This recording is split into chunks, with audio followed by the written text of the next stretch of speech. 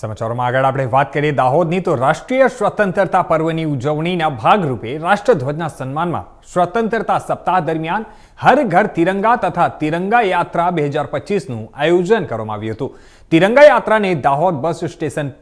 પછીથી પ્રસ્થાન કરવામાં આવ્યું હતું અને ત્યારે જણાવી દઈએ કે જિલ્લા કલેક્ટર યોગેશ નિરગુડે દ્વારા આ પ્રસ્થાન કરવામાં આવી હતી અને આ યાત્રાનું સમાપન દાહોદના ઐતિહાસિક સિદ્ધરાજ જયસિંહ છાપ તળાવ ખાતે કરવામાં આવ્યું હતું। આ રેલીમાં દાહોદ જિલ્લા collector Yogesh Nirgude, DSP doctor Rajdeepsinh Jhala, જિલ્લા પંચાયત પ્રમુખ કરણસિંહ ડામોર, ધારાસભ્ય કન્હૈયાલાલ કિશોરી, ડીવાયએસપી જગદીશ ભંડારી, પોલીસની ટીમ, માઈ હાઈસ્કૂલના વિદ્યાર્થીઓ, ભારતીય જનતા પાર્ટીના રાષ્ટ્રીય પ્રદેશ,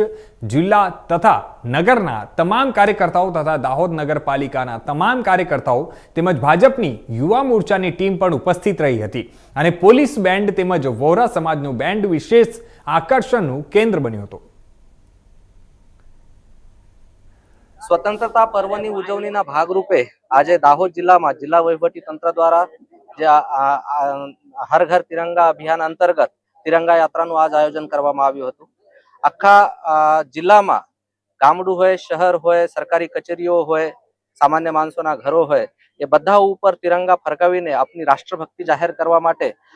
માનનીય વડાપ્રધાનશ્રીએ જો આહ્વાન કર્યું છે એના પ્રતિસાદના ભાગરૂપે આજે હજારોની સંખ્યામાં આ યાત્રામાં દાહોદના લોકો જોડાયા હતા અને આગલા 3 દિવસમાં પણ હું દાહોદની જનતાને વિનંતી કરું છું કે આપના ઘર ઉપર તિરંગા લહેરાવે, એની સાથે સેલ્ફી પણ લે અને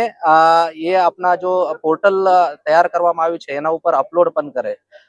સ્વતંત્રતા પર્વ જો છે એને સારામાં સારી રીતે ઉજવે અને આપના જિલ્લા જો છે એમનું નામ રોશન કરે।